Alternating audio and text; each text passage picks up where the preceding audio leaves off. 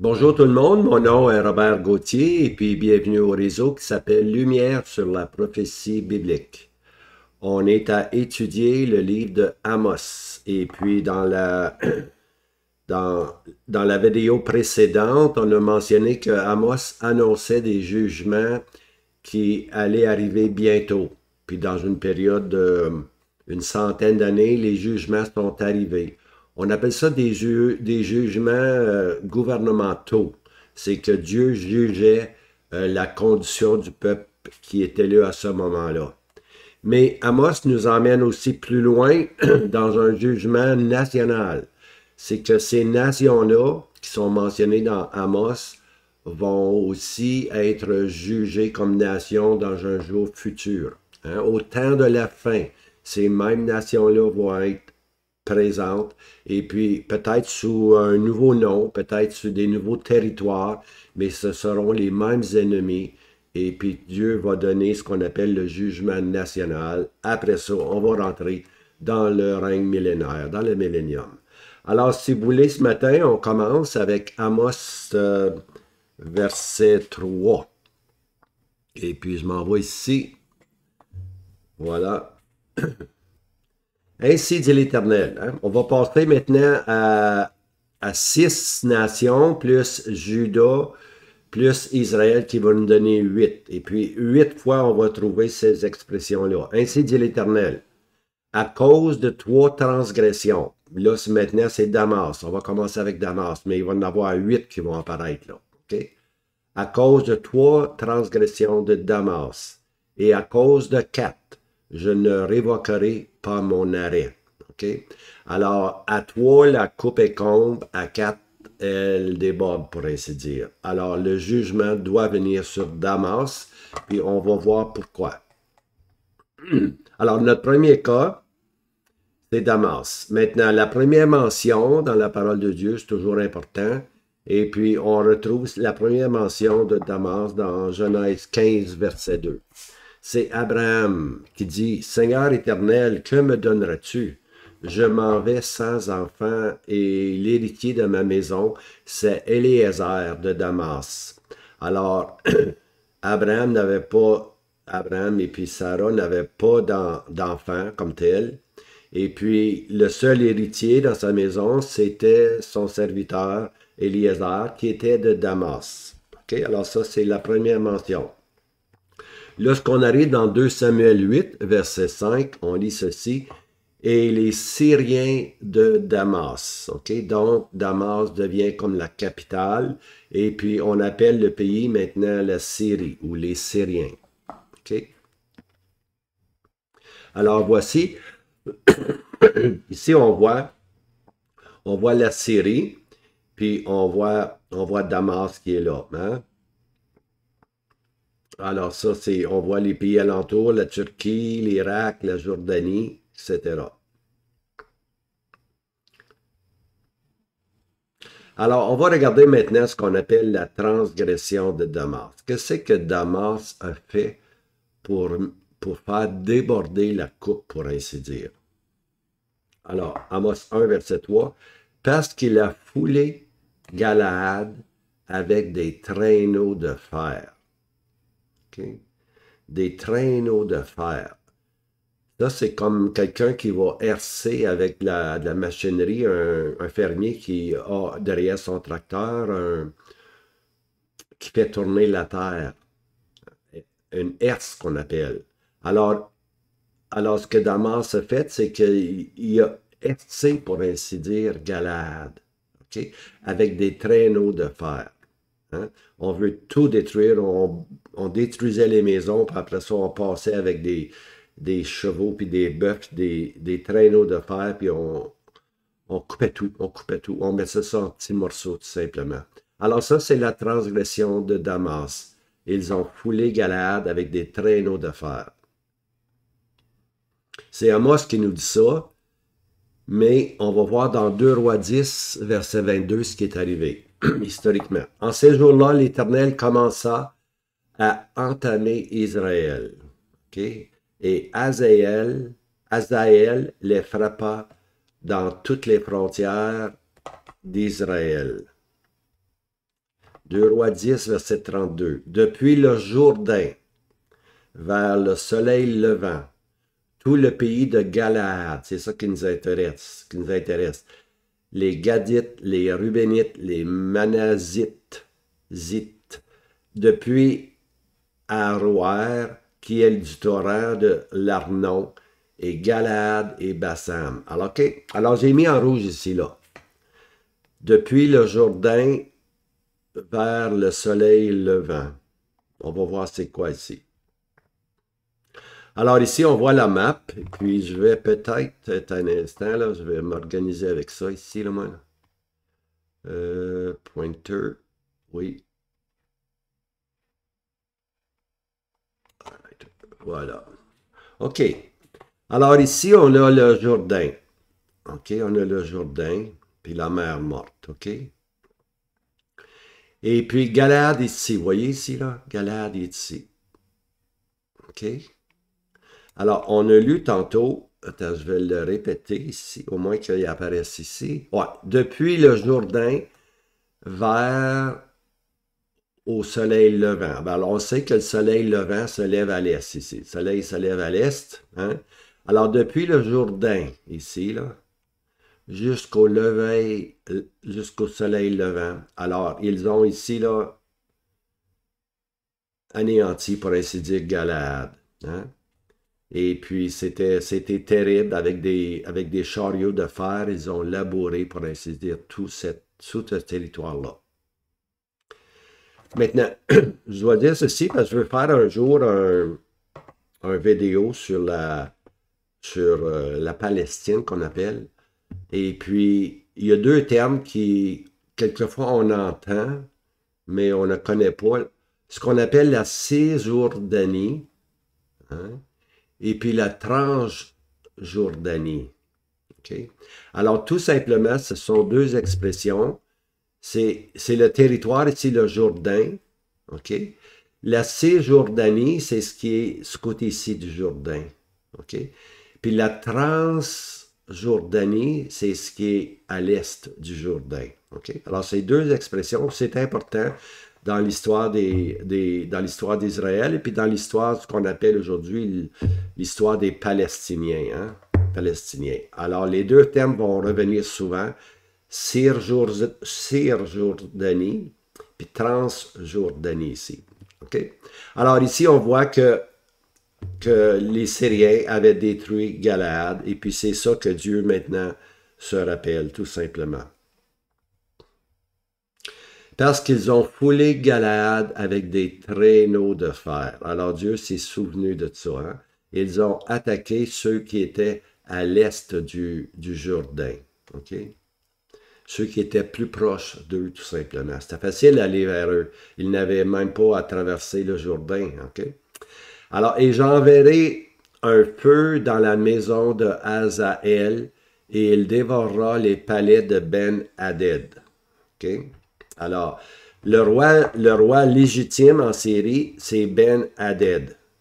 Mais Hazaël veut usurper ce droit-là. OK? Je pense que j'ai mis d'autres choses ici. Là.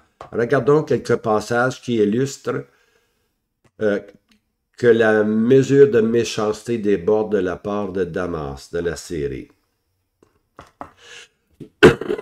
Dans 2 Rois 8, excusez-moi, j'ai un peu la grippe.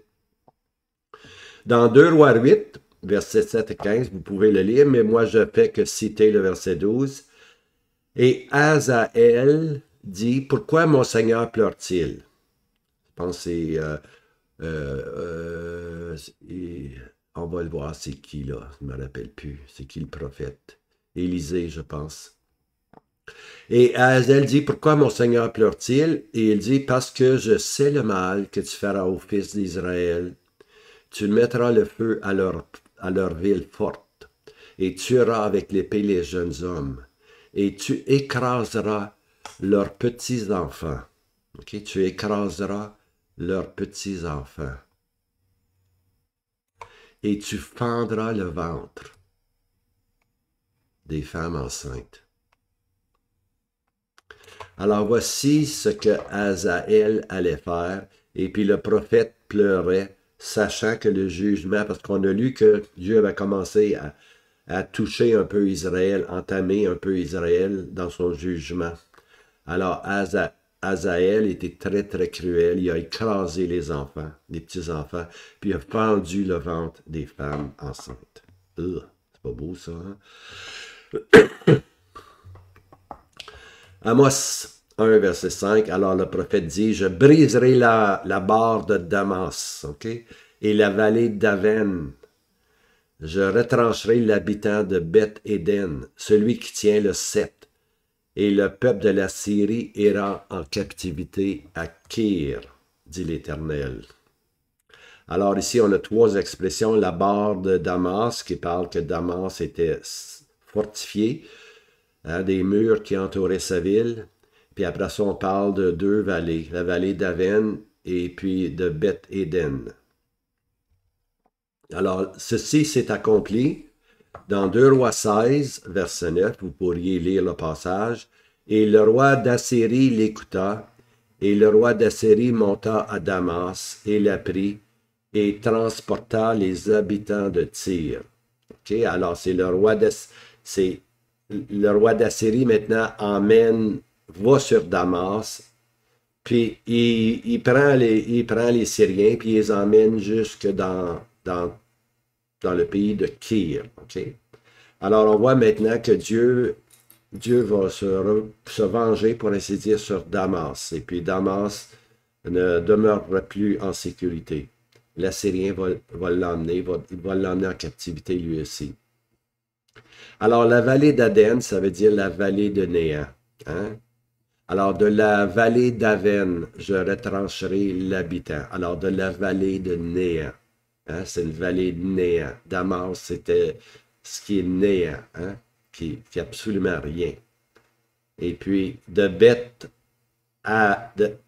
Beth-Éden, maison de délices. C'est que Damas avait voulu faire de sa ville une maison de délices. Et bien Dieu va détruire la maison de délices, puis ça va devenir une vallée de néant, pour ainsi dire.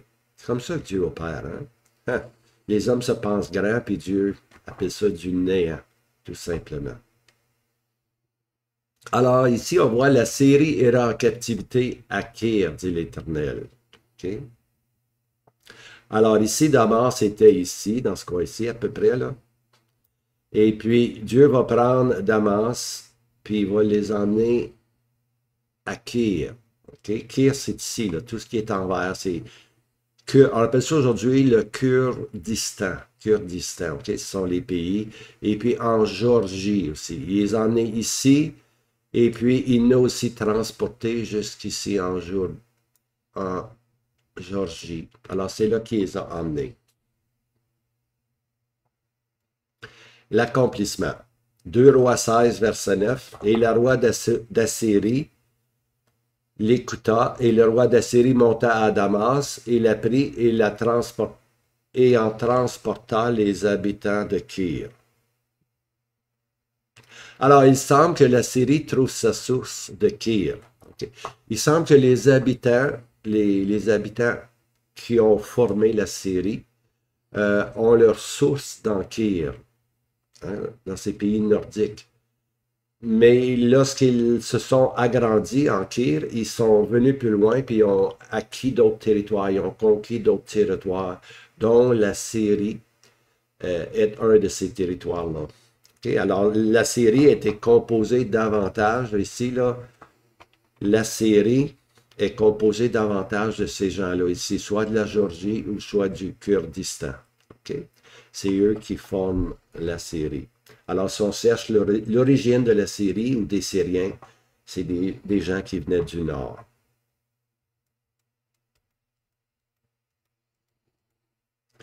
Amos 1 maintenant. On s'en va au verset 6. On a vu le verset 3, Damas, les jugements de Damas, puis l'Assyrien est venu, puis il les a emmenés en captivité. À Kir. Voici maintenant le deuxième pays ou deuxième territoire que la coupe va déborder. Amos 1, verset 6. L'Éternel dit, ainsi dit l'Éternel, à cause de 3 transgressions de Gaza et à cause de Cap, je ne le révoquerai point. En autre mot, Dieu ne changera pas d'idée. Ici, on va parler de Gaza. Avec Gaza, la coupe aussi, la coupe était pleine, puis la coupe elle a abondé avec une quatrième transgression. Puis on va voir c'est quoi. La transgression de Gaza. Amos 1, verset 6. Parce qu'ils ont emmené la captivité tout entière pour la livrer à Édom. Alors, ils ont amené captive la captivité. La captivité, ça parle des fils d'Israël qui ont été emmenés en captivité. Puis qu'est-ce qu'ils ont fait? Qu'est-ce qu'ils ont fait? Ils l'ont livré à Édom, les Édomites. Maintenant, quand on parle de Gaza, ici, on a l'Égypte. Hein? L'Égypte est ici. Les gens sont arrivés, puis ils ont pris tout le territoire ici, le long de la mer Méditerranée. On appelle ça Gaza Strip, la strip de Gaza. Tout ça ici. OK? Ça, c'était le territoire des Philistins. OK? Maintenant, les Philistins habitaient à l'ouest d'Israël, c'est-à-dire le long de la mer Méditerranée, ils habitaient à l'ouest. Et puis les Philistins attaquaient continuellement Israël. C'était des ennemis acharnés contre Israël. Alors ici, je démontre d'une autre façon, je démontre ici ce qu'on appelle les Philistins qui habitaient ici, là. Tout le long ici, là. À peu près d'ici à là. OK? Alors ici, on voit le Jourdain qui est là. OK? Et puis le pays de Canaan où Israël était. Hein? Alors ça, c'est pour aider à nous situer où étaient les Philistins, où était la strip de Gaza. Et puis, ils ont été emmenés ici. Hein? Ils ont emmené les captifs. La captivité a été emmenée ici à Édom, qui est au sud de la mer Morte. Hein? Les Édomites. C'était les pires ennemis d'Israël, les Édomites. Amos 1, verset 7. L'Éternel qui dit, mais j'enverrai un feu sur les murs de Gaza, et il découvrira ses palais. Okay? Donc, Gaza allait être jugé, tout comme Damas a été jugé, tout comme Damas sera jugé dans le futur. Et ici, maintenant, Gaza a été jugé, les Philistins ont été jugés, tout comme plus tard, ceux qui occupent ce territoire-là vont être aussi jugés. On appelle ça les jugements nationaux. Amos 1, verset 8. Je retrancherai d'Asdod l'habitant et d'Ascalon celui qui tient le sceptre, celui qui tient le gouvernement, pour ainsi dire. Et je tournerai ma main contre Ectron, et le reste des Philistins périra, dit le Seigneur l'Éternel. OK, ça, c'est les Philistins. Les trois noms ici, là, ce sont simplement trois villes qui appartenaient aux Philistins. C'est trois villes majeures des Philistins. OK? Maintenant, ici, j'ai une autre map. Et puis, on va voir ici là, la strip de Gaza. Oh, un instant.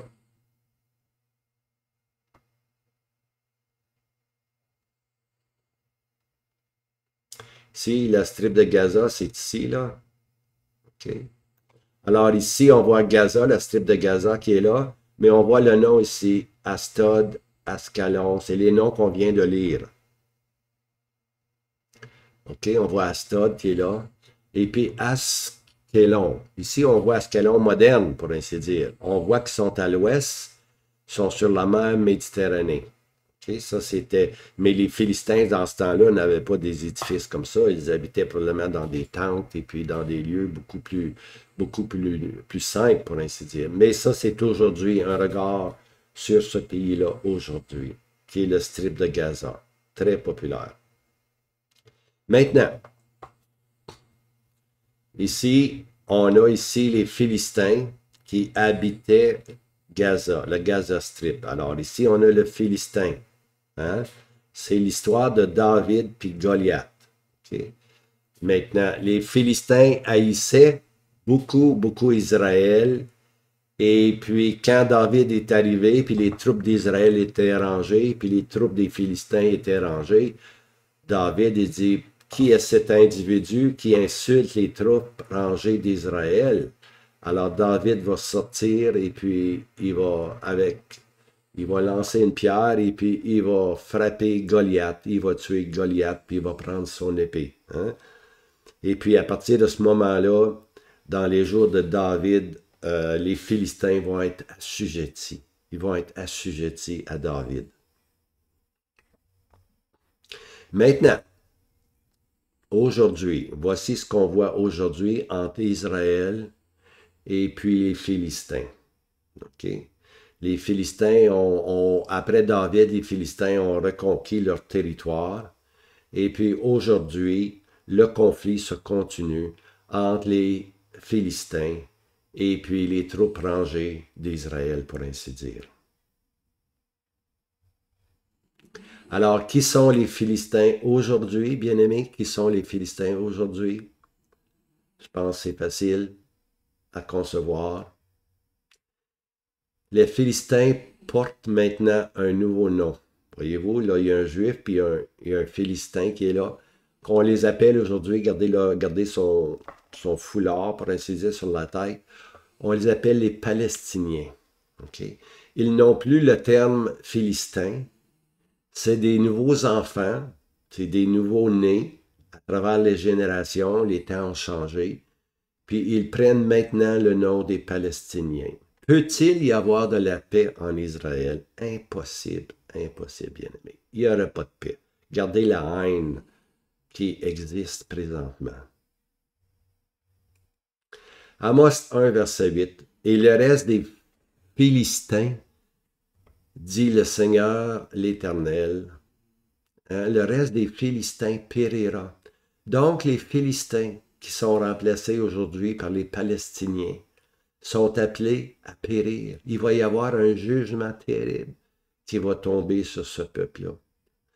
Il est tombé, ce jugement, Amos l'annonçait, il n'était pas encore tombé. C'est un jugement qui était dans l'avenir très rapproché.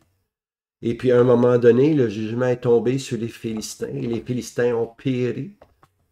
Hein? Mais les Philistins ont repris racine, pour ainsi dire. Et puis ils sont là maintenant, 2500, 2600 ans plus tard, ils sont là. C'est un nouveau territoire, mais ils habitent encore la strip de Gaza. Ils habitent encore le long de la mer Méditerranée. Ils sont encore là. Puis ils sont encore les ennemis d'Israël. Il n'y a pas de paix. Il n'y a pas de paix dans ce territoire-là. Il ne peut pas y avoir de paix. Alors les Philistins, maintenant, portent un nouveau nom. On les appelle les Palestiniens. Un jour, je vais faire un vidéo pour expliquer cette situation qui est de nos jours.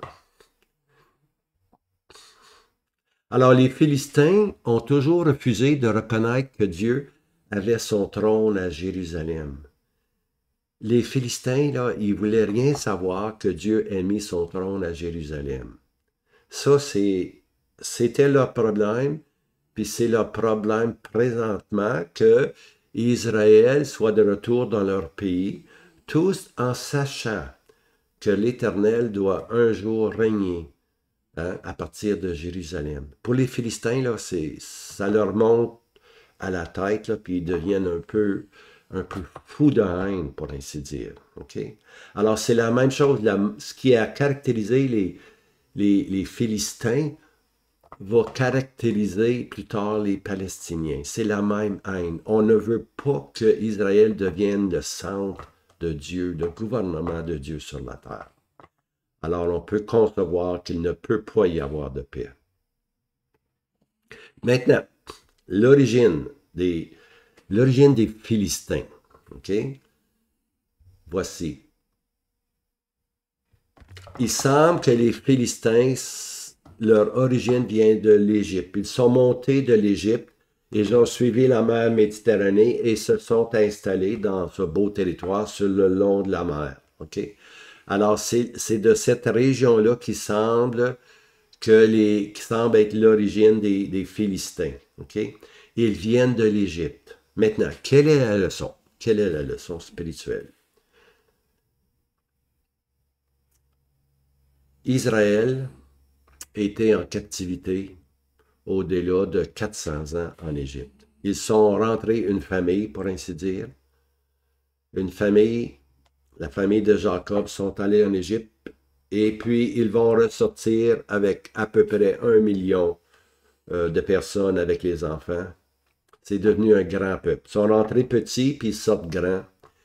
Et puis Israël, Dieu les appelle, Dieu veut en faire son peuple. Il y a la Pâque de l'Éternel où les premiers-nés sont ceux qui n'ont pas mis du sang sur le linteau des portes sont tués. Tous les premiers-nés sont tués.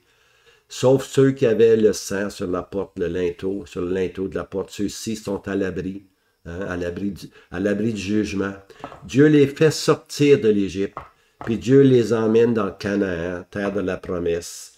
Mais ils doivent passer par la mer Rouge. Hein, puis la délivrance vient à travers la mer Rouge s'ouvre, et puis Israël passe. Les Égyptiens arrivent avec toutes leurs armées, puis sont engloutis dans la mer Rouge. Hein. Alors ça, c'est maintenant Israël, c'est le peuple de Dieu, puis ils vont être dans le désert 40 ans, pour ainsi dire. Puis plus tard, ils vont rentrer dans la terre promise. Ça, c'est l'histoire d'Israël, qui vient du sud. Mais les Philistins aussi, n'oublions pas, viennent du sud. OK? Puis les Philistins vont devenir des ennemis acharnés de Dieu. Alors les Philistins, on peut dire, c'est des gens qui viennent de l'Égypte, tout comme Israël, ils viennent de l'Égypte, mais ils n'ont pas connu la délivrance. Ils n'ont pas connu la traversée de la mer Rouge. Okay? Ils n'ont pas connu la traversée de la mer Rouge. Et puis, ils vont devenir des ennemis. Okay? Donc, on peut dire que les Philistins, spirituellement, représentent la chair, okay? Qui combat toujours contre l'esprit. Okay? Alors, c'est la chair. On a des combats maintenant. Le chrétien a des combats spirituels. C'est la chair contre l'esprit. Hein? L'esprit veut marcher dans la vérité. La chair veut marcher dans les plaisirs de ce monde. Et puis, c'est le combat maintenant de ceux qui sont en Canaan, pour ainsi dire. Alors, on voit ici que la différence, c'est que les Philistins n'ont pas été nés de Dieu, n'ont pas connu le sang sur le linteau des portes. Ils n'ont pas connu la grande délivrance de la mer Rouge. Alors, ils habitent ce territoire, puis ils agissent avec la chair, pour ainsi dire, puis ils veulent anéantir Israël. Je pense que c'est la leçon pour nous à retenir. C'est que les Palestiniens aujourd'hui sont contre Israël. Les Palestiniens n'ont pas connu la délivrance qui est dans le sang du Seigneur Jésus. Hein. C'est par le sang du Seigneur Jésus qu'on devient spirituel, pour ainsi dire. Et puis l'Esprit de Dieu habite en nous. Mais les Philistins n'ont simplement que l'esprit charnel, pour ainsi dire. Ils haïssent Israël, ils veulent se débarrasser d'Israël. Alors, on va avoir, nous, des combats spirituels. On a des ennemis autour de nous, pas juste les Philistins à l'ouest. Il y en a à l'est, il y en a au nord, puis il y en a au sud. Il y a toutes sortes d'ennemis, hein? Il y a toutes sortes d'ennemis, puis probablement le pire ennemi, c'est le monde. Il est tellement subtil. L'ennemi qui vient avec son épée puis son armée, on peut le reconnaître, mais le monde qui vient avec un petit fil là, doré qui va nous attirer, puis avec ce petit fil-là, il nous entire, il nous tricote, pour ainsi dire. Ça, c'est le monde. Hein? Bien-aimés, n'aimez pas le monde, ni les choses qui sont dans le monde. C'est le pire ennemi pour le peuple terrestre. Alors, voici, c'était un aperçu un peu où la coupe a débordé avec Damas, puis où la coupe a débordé avec, les Philistins, Gaza. Hein? Puis on vient de voir que Gaza est devenu aujourd'hui ce qu'on appelle les Palestiniens, hein? qui sont ennemis de Dieu. Et puis eux vont être jugés finalement. Comme nation, ils vont être jugés. Ils vont connaître le jugement de Dieu. Mais entre-temps, nous sommes appelés à marcher hein, dans la séparation de marcher avec le Seigneur Jésus.